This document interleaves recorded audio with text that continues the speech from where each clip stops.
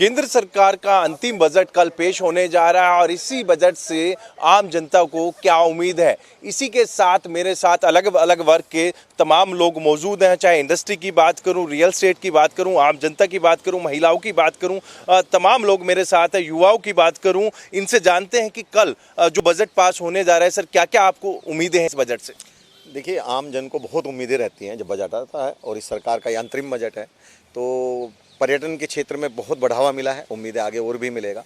Railway के क्षेत्र में बहुत कार्य हुआ है, कनेक्टिविटी काफ़ी ज़्यादा हुई है, रोड कनेक्टिविटी अगर और हो तो बहुत ज़्यादा अच्छा रहेगा। अगर मैं गुरुग्राम के विषय में बात करूं, मेट्रो का हमारा अनाउंसमेंट हो गई है केंद्र सरकार की तरफ से। अगर उसका शिलान्यास जल्द से जल्द हो जाए तो बहुत इसको अच्छा रहेगा, जिससे कि गुरुग्राम जो एक वर्ल्ड क्लास सिटी है और अगर ये आगे कनेक्ट होता है पूरा गुरुग्राम, मानेसर और द्वारका, तो मुझे लगता है कि जो जाम की समस्या है उससे निजात मिलेगी। और एक रेलवे ट्रैक जो गुरुग्राम से आगे अगर ये झज्जर फरुखनगर होते हुए आगे कनेक्ट हो जाए तो रेलवे में सुधार, क्योंकि जितनी पब्लिक कनेक्टिविटी बढ़ेगी उतना ही आम जन को फ़ायदा मिलेगा। इसके अलावा क्योंकि पोल्यूशन एक बहुत बड़ी समस्या है, तो इलेक्ट्रिक वाहनों पर अगर सरकार की तरफ से शुरुआत में कुछ ऐसी सुविधाएं दी जाएं कि आम जन तक वो पहुंच सके, क्योंकि बहुत छोटे छोटे विषय हैं जिससे आम जन पोल्यूशन को भी कम कर सकता है और जो जाम की स्थिति है उसको भी कम कर सकता है। तो मुझे लग रहा है कि इस बजट के अंदर बहुत बड़ी चीज़ें आम जन के लिए मिलनी चाहिए, ऐसी उम्मीद की जा रही है। अंतरिम बजट है साहब, आप रियल एस्टेट एक्सपर्ट हैं, किस तरीके से देखते हैं रियल एस्टेट के लिए क्या खास इस बजट में होना चाहिए? देखिए, पिछले कुछ सालों में अफोर्डेबल हाउसिंग को लेकर गुड़गांव में बड़ा काम हुआ, उससे हर आम आदमी की पहुंच में घर आए। अफोर्डेबल में सरकार ने रेट फिक्स किए, 4,000 थे, आजकल वो 5,000 रुपये पर स्क्वायर फीट है, तो 20-22 लाख रुपए में लोगों को 2 बेडरूम मिल जाता था। अब पिछले 1.5-2 साल में गुड़गांव के साथ क्या हुआ कि यहाँ रियल एस्टेट बेहद बड़ा है और आज जितनी भी नई लॉन्चिंग्स हैं वो करीब करीब 3-3.5 करोड़ रुपए से घर स्टार्ट होता है। इस बीच में जो पहले एक मिडिल सेगमेंट के लिए घर मिल जाता था 1-1.5 करोड़ के अंदर, तो आज 1-1.5 करोड़ में मिडिल फैमिली सेगमेंट के लिए कोई घर उपलब्ध नहीं है पूरे एनसीआर में। तो मेरे को लगता है कि अफोर्डेबल जो हाउसिंग का था वो साइज़ अब कहीं ना कहीं बढ़ा के उसका साइज़ बढ़ा देना चाहिए, क्योंकि देखिए सारे प्रीमियम अपार्टमेंट आ रहे हैं, उनका बजट हो गया 3-3.5 करोड़। लोअर कैटेगरी में जाएंगे, अफोर्डेबल है 20-22। जो मिडिल फैमिली सेगमेंट है, जो एक स्पेसियस घर चाह रही है, जो पार्किंग वगैरह भी चाह रही है, तो उसके लिए कहीं ना कहीं सरकार को प्रावधान डालना पड़ेगा कि जो अफोर्डेबल हाउसिंग है उसका साइज़ बढ़ाया जाए। 2,500-2,000 स्क्वायर फीट के फिक्स प्राइस में घर दिए जाएँ ताकि 1-1.5 करोड़ रुपए में भी गुड़गांव में घर मिले। तो बिल्कुल हर व्यक्ति की चाहे कि उसका भी एक सपनों का आशियाना होना चाहिए। किस तरीके से देखते हैं जो कल बजट पेश होने जा रहा है, अंतरिम जो बजट है इस सरकार का ये होगा? देखिए, अंतिम बजट जो है ना, ये इनका अंतरिम बजट ये एक प्रक्रिया है कि जो कि लोकसभा चुनाव से पहले सभी सरकारें कराती है, लेकिन सरकार से जो उम्मीदें थी जनता को, उस पर सरकार कैसे विफल साबित हुई है, महंगाई को कम करने में नाकाम साबित हुई है। हम अंतिम बजट जो है ना, ये इनका अंतरिम बजट ये एक प्रक्रिया है कि जो कि लोकसभा चुनाव से पहले सभी सरकारें कराती है, लेकिन सरकार से जो उम्मीदें थी जनता को, उस पर सरकार पूरे तरीके से विफल साबित हुई है, महंगाई को कम करने में नाकाम साबित हुई है। हम आशा करते हैं कि पेट्रोल डीजल के दाम, गैस सिलेंडर के दाम सरकार कम करे। और जहाँ तक गुड़गांव का संबंध, एक सरकारी अस्पताल तो कम से कम इस सरकार को देना चाहिए। जिस तरीके से मेट्रो की बात हो रही है कि मेट्रो को आगे बढ़ाएंगे, पुराने गुड़गांव से जोड़ेंगे, हर चीज़ में जो है ये पूरे तरीके से विफल साबित हुए। हम ये चाहते हैं, जनता चाहती है कि गुड़गांव को इस बजट में कम से कम एक अस्पताल और एक बस अड्डे का निर्माण का कार्य शुरू कराया जाए। सर आपको क्या उम्मीदें हैं, क्योंकि गुरुग्राम शहर की बात करें, सिर्फ हरियाणा नहीं बल्कि विश्व में अपनी जो है अलग पहचान बना चुका है? सर मुझे लगता है 2 चीज़ों की ज़रूरत है। एक है पॉलिसी इम्प्लीमेंटेशन की, जब मैं बात करता हूँ लोकल लेवल पे। दूसरा है स्टार्टअप्स के लिए और फंडिंग की ज़रूरत है और ईज़ ऑफ डूइंग बिजनेस की ज़रूरत है, जिससे कि छोटे छोटे उद्योगों को ज़्यादा सरकारी जो है फैसिलिटीज़ हैं और जो उनका प्रोसेस है वो स्मूथ हो। तो ईज़ ऑफ डूइंग बिजनेस जिसमें पॉलिसी का इम्प्लीमेंटेशन है, लोकल अथॉरिटीज़ का बहुत इन्वॉल्वमेंट है, वो चाहिए। और कई क्षेत्रों में अच्छा काम कर रही है सरकार, पर कुछ ये क्षेत्र हैं जिसको और ज़्यादा सपोर्ट की ज़रूरत है। तो बिल्कुल सरकार से तमाम जो लोग हैं वो अपनी अपनी जो उम्मीदें हैं वो बता रहे हैं। मैम, आप एक गृहिणी हैं, महिला हैं, किस तरीके से देखते हैं, क्योंकि देश की जो वित्त मंत्री हैं वो भी एक महिला है, महिलाओं को कितनी उम्मीद है इस बजट से? बिल्कुल, देखिए आधी आबादी में महिलाएं हैं और जिस तरीके से मैं कहूँगी कि देश का जिस किसी भी चीज़ का प्रभाव पुरुष और स्त्री दोनों पे पड़ता है, लेकिन स्त्री का इसलिए विशेष है कि वो रसोई चलाती है, घर चलाती है। तो सबसे बड़ी बात है कि जिस तरीके से बात करें, वैसे तो बहुत अच्छी स्कीमें जो है पिछली सरकार ने, जो अभी हाल ही में सरकार है वो दे रही है, जिसमें उज्ज्वला योजना है। जो गरीब महिलाएं हैं जो चूल्हे पर अपनी आंखें फोड़ती थी, उनको चूल्हे वितरित किए गए और उज्ज्वला योजना दी गई। और ख़ास तौर से जो हमारा, क्योंकि मैं कहूँगी कि 70% तो किसान घर हैं हमारे यहाँ पे, और दूसरी बात जो गरीबी तबके से नीचे की जितनी महिलाएं या पुरुष आती है, सबसे बड़ी समस्या चूल्हे चौके की होती है। और आज जो मोदी सरकार ने, मैं कहूँगी कि जो सबके लिए राशन की व्यवस्था की, आप ये देखिए कम से कम उन परिवारों को ये चिंता तो नहीं है कि हमें राशन नहीं मिल रहा। कोरोना जैसी महामारी में भी इतने करोड़ों लोगों को उन्होंने जो है जिस तरीके से राशन उपलब्ध करवाया, उज्ज्वला योजनाएं दी, इसके अलावा बहुत सारी चीज़ें हैं, चाहे वो महिलाओं के लिए दी उन्होंने, कि रजिस्ट्रियां हैं उनके रेट महिलाओं के नाम कराए गए, जो घर हैं, जो स्कीम दे रहे हैं, जो आवास दे रहे हैं वो महिलाओं के नाम दे रहे हैं। तो महिलाओं की स्थिति मैं मानती हूँ कि इस सरकार में बहुत बेहतर हुई। और ख़ास तौर से जो बहुत ही सदियों से पेंडिंग बिल, जिसकी हम उम्मीद करते आए थे कि आधी आबादी पूरा हक की जो मांग हमारी थी, वो इस सरकार ने माना। और प्रधानमंत्री जी ने शक्ति वंदन अधिनियम लेकर महिलाओं का सम्मान जो बढ़ाया, तो मैं मानती हूँ कि एक बहुत बड़ी उपलब्धि है। रही बात, मैं तो महिला आयोग में रही, तो महिला आयोग के समय में हमें याद है कि महिलाएं जो है थानों में जाते हुए भी घबराती थी पुरुषों से बात करते हुए, क्योंकि उनके ऊपर जो भी उत्पीड़न होता है, कोई बात होती है, वो सामने नहीं बता पाती। तो उनके लिए महिला थाने खोले गए, उनके लिए दुर्गा ऐप खोले गए। ये जो स्कीमें हैं ये धरातल पर लेकर आने की जरूरत थी, वो लेकर आए। इसलिए मैं बहुत बहुत धन्यवाद करती हूँ, और बेहतर जितना हो इससे अच्छा मैम, क्या महिलाओं के लिए खास होना चाहिए इस बजट की बात करूं? अंतरिम बजट है। वैसे तो देखिए कि सिर्फ ये नहीं कहेंगे कि महिलाओं के लिए ही बजट, पूरी आम जनता के लिए बजट जो है वो होना चाहिए। इस तरह से सुविधाजनक होना चाहिए कि उनका लाइफस्टाइल जो है वो इजी हो, और अगर वो अवेलेबल हो। महिलाओं की बात करते हैं तो मुझे लगता है कि सबसे ज़्यादा जो है वो उनके स्वास्थ्य से रिलेटेड चीज़ें होनी चाहिए, कि जो एक पूरा उनका हेल्थ चेकअप है वो इस तरह की स्कीम आनी चाहिए कि सरकारी जो हॉस्पिटल है या PHC है वहाँ पर पूरा उनका आफ्टर ये लगाइए कि 40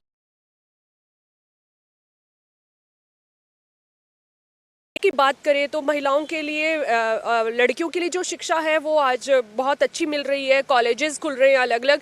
तो थोड़ा सा इसको अगर हम करें, स्किल्ड के लिए जो है अलग से कॉलेज आए, तो महिलाएं जो है वो जब इंडिपेंडेंट होंगी, जब अपने पैरों पर खड़ी होंगी, तो एक घर समृद्ध होता है, और जब घर समृद्ध होता है तो समाज समृद्ध होता है और पूरा देश समृद्ध होता है। क्योंकि किसी भी देश की जो आर्थिक स्थिति है वो, स्वामी विवेकानंद जी ने भी कहा है कि जब आप महिलाओं को आत्मनिर्भर बना देंगे तो वो देश अपने आप तरक्की करता है। तो बहुत सारी चीज़ें हैं। महिला सिर्फ एक रसोई में सीमित नहीं है, महिला रसोई से निकलकर जो है वो अपने बिजनेस कर रही है, जॉब पर जा रही है। तो बहुत सारी ऐसी चीज़ें हैं जो कि सरकार को ध्यान में रखनी चाहिए। और दूसरा एक चीज़ और है कि जो महिला किसान होते हैं, पुरुष किसान जो है वो तो एक मेहनत करते हैं, लेकिन महिला किसानों के ऊपर एक जो एक अलग बर्डन है, उसको भी थोड़ा उनके लिए जो है ऋण में सुविधा होनी चाहिए, ब्याज कम लगना चाहिए, और भी उनकी जो चीज़ें हो सकती हैं, तो ये सम्मान जो है उनको देना चाहिए। काफ़ी उम्मीदें हैं महिलाओं को भी इस बजट से। सर, हेल्थ सेक्टर की बात करूं, किस तरीके से देखते हैं? क्या अभी ज़रूरत है हेल्थ सेक्टर को, जो कि इस बजट में आप लोगों को मिलना चाहिए? बिल्कुल, हेल्थ सेक्टर के लिए एक बहुत ज़्यादा ज़रूरत है, बजट के लिए भी। बजट से ज़्यादा ज़रूरी है कि जो जो प्रावधान, सुविधाएं या स्कीम्स और इंसेंटिव्स लाए जाते हैं गवर्नमेंट की तरफ से, उनके लिए एक मार्केटिंग बजट भी अलग से गवर्नमेंट निकाले। क्योंकि बहुत चीज़ें ऐसी हैं, अगर आप वेबसाइट्स पे जाएं या अगर आप स्टडी करें तो आपको पता चलेगा कि बहुत प्रावधान निकाले गए सशक्तिकरण के लिए, आत्मनिर्भर भारत की सोच को आगे ले जाते हुए, लेकिन की पूरी टीम को एक मार्केटिंग बजट मिलना चाहिए ताकि इन चीज़ों को धरातल तक ले जाएं, लोगों को स्वास्थ्य की सेवाएं नहीं बाकी सारी सेवाओं के लिए भी बहुत ज़्यादा शक्ति प्रदान हो। रिन्यूएबल नॉन रिन्यूएबल एनर्जी के ऊपर बहुत काम हुआ, मोदी जी ने अभी प्राण प्रतिष्ठा समारोह के दौरान भी ये चीज़ बोली है। उसके लिए हम इतना सस्टेनेबल मॉडल निकाल सकते हैं हिंदुस्तान के अंदर कि हम अपनी जितनी भी हमारी गांव हैं उनको हम सेल्फ सस्टेन्ड बना सकते हैं, और बहुत अच्छे से प्रावधान किया जा सकता है। उन चीज़ों के ऊपर थोड़ा और समर्थन होना चाहिए, और बहुत उम्मीद है कि उन चीज़ों के लिए काम होगा। अग्रवाल साहब, आप उद्योगपति हैं, किस तरीके से देखते हैं? क्या आपकी उम्मीदें हैं और क्या सुझाव है इस बजट से पहले? देखो जी, पहली बात तो ये अंतरिम बजट है, इसमें बहुत ज़्यादा कुछ उम्मीद ना तो रखी जा सकती है, ना कुछ ऐसा होने वाला है। लेकिन फिर भी उद्योगों को उम्मीद बहुत है, क्योंकि स्मॉल स्केल के ऊपर काम करना ज़्यादा ज़रूरी है। जो एमएसएमई है, जो 60% से ज़्यादा रोज़गार लोगों को देते हैं, उनके ऊपर धरातल पे काम होना चाहिए, सिर्फ हवाबाई काम नहीं, नज़र आना चाहिए काम। दूसरा, पोल्यूशन के ऊपर काम होना चाहिए। पोल्यूशन के ऊपर सरकारी स्तर पे काम नहीं होता, बार बार ग्रैप लागू हो जाता है, काम बंद करवा दिए जाते हैं, जनरेटर बंद करवा दिए जाते हैं, फैक्ट्रीज बंद करवा दी जाती हैं, ट्रांसपोर्टेशन बंद करवा दी जाती है जगह जगह। और उससे क्या है कि समस्याएं बढ़ जाती है और रेवेन्यू का भी बहुत ज़्यादा लॉस होता है, और सरकार को भी लॉस होता है, पब्लिक को भी लॉस होता है। अच्छा, फिर एक बार अगर कोई काम रुक जाता है तो उसको दोबारा से पटरी पे लाने में बड़ी दिक्कत आती है। तो मैं चाहता हूँ कि धरातल पे काम होना चाहिए और पोल्यूशन के ऊपर खासकर बजट होना चाहिए और इस पे काम होना चाहिए, नज़र आना चाहिए। जैसे हाईवेज़ का काम नज़र आता है, वैसे मतलब सिटी के अंदर कहीं पे भी ना ट्रैफिक की व्यवस्था नज़र आती है। अभी भी मेरे को आने में 1 घंटा सिर्फ न्यू कॉलोनी से यहाँ तक पहुँचने में लग गया है, सिर्फ ट्रैफिक की वजह से। अब ट्रैफिक से पोल्यूशन भी बढ़ रहा है और दिक्कत भी सबको हो रही है। तो मैं चाहता हूँ कि इसके ऊपर जरूर काम होना चाहिए। हाँ, तो बिल्कुल जिस तरीके से उद्योगपति की माने तो एक पोल्यूशन बड़ी जो है कहीं ना कहीं चुनौती है। सर, आप व्यापारी वर्ग से आते हैं, किस तरीके से चुनौती फेस कर रहे हैं और क्या उम्मीद है इस बजट से और क्या सुझाव आप देंगे? देखो, व्यापार में तो जितना अगर आप वैट के बाद से जो जीएसटी का रिजीम आया है वो बहुत कॉम्प्लिकेटेड है।